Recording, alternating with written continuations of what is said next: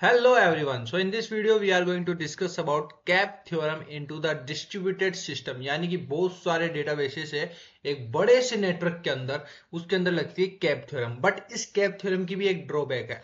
इसमें ऐसा कहा गया है कि इन तीनों में तीन चीज है, कंसिस्टेंसी, आपकी अवेलेबिलिटी एंड पार्टीशन टॉलरेंस। ठीक है, इनमें से एट ए टाइम दो ही रूल्स अप्लाई हो सकते हैं, तभी वो डिस्ट्रीब्यूटेड सिस्टम आपका वर्क कर पाएगा या नेटवर्क आपका यानी कि क्लाउड एप्लीकेशंस, क्लाउड नेटवर्क्स आपके वर्क कर पाएंगे। तो अगर देखते भाई क्या लोचा है, क्या कहानी है, तो this is totally different from the acid जो हमने लास्ट वीडियो में कंप्लीटली अच्छे से पढ़ा था। इसमें जो कंसिस्टेंसी है विच इज डिफरेंट, और इसमें जो कंसिस्टेंसी वो बिल्कुल ही डिफरेंट है। तो पहला वर्ड है अपना कंसिस्टेंसी, तो इसमें आ जाते हैं। देखो इसमें कंसिस्टेंसी इन द सेंस कि आपको सेट ऑफ रूल्स हैं, उनको लेके ही चलना है, उसको आप ब्रेक नहीं कर सकते। फॉर एग्जांपल, मैंने एक रूल बनाया कि मेरे बैंक अकाउंट का बैलेंस नेगेटिव कभी भी नहीं हो सकता, तो किसी भी यूजर का बैंक बैलेंस नेगेटिव नहीं हो सकता। यहां पर इसका मीन्स ये था। But into the cap, consistency means distributed system में कि every node show the same data at the same time. It means आपके एक डेटाबेस के अंदर आपने क्या करा, बैंक बैलेंस से कुछ अमाउंट निकाल ली, तो उसका नंबर चेंज हो गया। तो अब ये इसमें कंसिस्टेंसी का वर्ड आ गया कि वो जो वैल्यू निकल के आई ना, वो जितने बाकी जितने भी डेटाबेस में जिसमें यूजर की डिटेल है, उन सब बाकी डेटाबेसेस में उस पर्टिकुलर नेटवर्क में सब में सेम वैल्यू ही चलनी चाहिए। समझ रहे हो? तो that is consistence about the values. Values के ऊपर कंसिस्टेंसी की बात हो रही है यहां पर। तो every node show the same data at the same time. Second है availability. Availability in the sense कि अब देखो यहां थोड़ा अलग रूल है। ये कहता है कि आपकी ईच रिक्वेस्ट में रेस्पॉन्स आना ही आना चाहिए, नो मैटर वॉट। अगर पुराना डेटा मिले तो सही, नया डेटा मिले तो बढ़िया। अब फॉर एग्जांपल जैसे कंसिस्टेंसी में मैंने कहा कि अभी किसी ने एक अमाउंट विड्रॉ कर ली, तो एक डेटाबेस में तो ये वैल्यू है लेटेस्ट और बाकियों में पुरानी वैल्यू चल रही है। तो अवेलेबिलिटी है, जो अवेलेबल है डेटाबेस वही आ जाओ आगे, चाहे उसमें नई वैल्यू हो पुरानी वैल्यू, मेरे को तो अवेलेबल मिलना चाहिए। तो this is second concept, availability. तो अवेलेबिलिटी होनी चाहिए एवरी टाइम, 100 टाइम। ठीक है, 100% अवेलेबल होनी चाहिए वो चीज। So it contains the most recent right without ensuring कि हो या ना हो, आने तो तुम तो अवेलेबल है, वही डेटाबेस आ जाओ मेरे पास।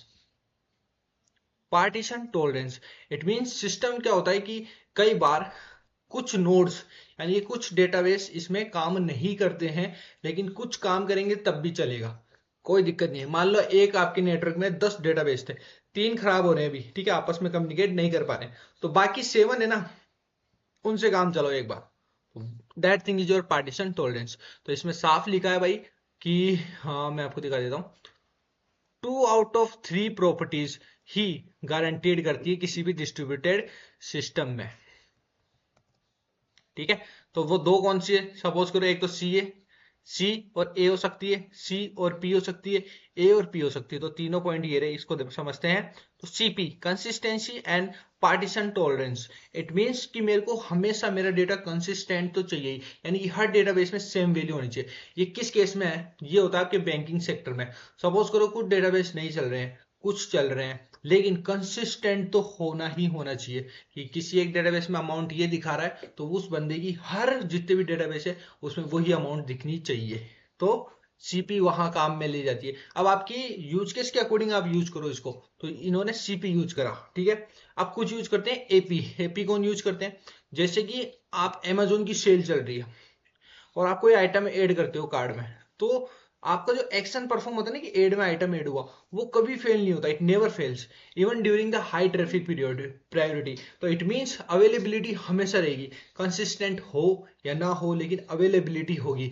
तुरंत क्लिक करते ही ये ले भाई एक्शन के अंदर गया भाई, कार्ड के अंदर आपके आइटम ऐड हो गया। तो अवेलेबिलिटी होनी चाहिए, कुछ आइटम चले ना चले, वही बात कि हाई ट्रैफिक में कुछ चीजें चल रही है कुछ नहीं चल रही है, फिर भी वो अवेलेबल रहेगा। सो that is your AP. So these two things come into the distributed system. तो डिस्ट्रीब्यूटेड सिस्टम में ये दोनों चीज चलती ही चलती है, नो डाउट। बट एक सिनेरियो बता रहा हूं मैं, सी है which is not possible into the distributed system, क्योंकि कंसिस्टेंसी भी चाहिए, हर मेरे डेटाबेस में सेम वैल्यू हो, और अवेलेबल भी चाहिए, यानी कि रिसेंट वाला भी चाहिए, जिसमें रिसेंट वाला अपडेट हो गया वो भी चाहिए, और पास्ट वाला हो वो भी चाहिए। वो पॉसिबल नहीं है इनटू द डिस्ट्रीब्यूटेड सिस्टम, लेकिन सिंगल नोड डेटाबेस के अंदर ये चीज पॉसिबल है। ठीक है। तो सिंगल जैसे कि एक ही डेटाबेस है, उसमें आप कंसिस्टेंसी भी चाहिए, ठीक है, और अवेलेबल है वो भी चाहिए। तो एक ही अवेलेबल होगा, सिंगल नोड है, so that is your C. So mainly CP, AP and CA, these three things are the combination of the CAP. So consistency इसमें अलग था वैल्यूज के ऊपर, उसमें था रूल्स के ऊपर। This is the only difference. So that's all about the acid and cap. ये चलता है आपका डिस्ट्रीब्यूटेड सिस्टम में, और ये चलता है आपका ट्रेडिशनल डेटाबेस यानी सिंगल के अंदर। और यहाँ मल्टीपल है, नो सिक्वल है, ठीक है, नेटवर्क ग्राफ है। That's all. So this is all about the CAP। I believe आपको मजा आया। और भी वीडियोस आ रही है, you can suggest me into the comment section, आपको कौन सी वीडियो देखनी है, I can create. So thank you so much, मिलते हैं नेक्स्ट वीडियो के साथ में। जय हिंद, जय भारत।